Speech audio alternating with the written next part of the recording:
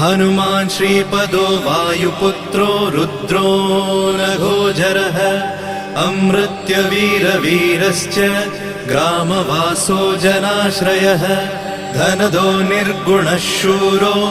वीरो निधिपतिर्मुनिः पिङ्गाक्षो वरदो वाग्मी सीताशोकविनाशकः शिवः शर्वत्परो व्यक्तो व्यक्तो धराधरः पिङ्गकेशः पिङ्गरोमा श्रुतिगम्यः सनातनः अनादिर्भगवान् देवो विश्वहेतुर्जनाश्रयः आरोग्यकर्ता विश्वेशो विश्वनाथो हरीश्वरः भर्गो रामो रामभक्तः कल्याणप्रकृतिस्थिरः विश्वम्भरो विश्वमूर्तिर्विश्वरूपो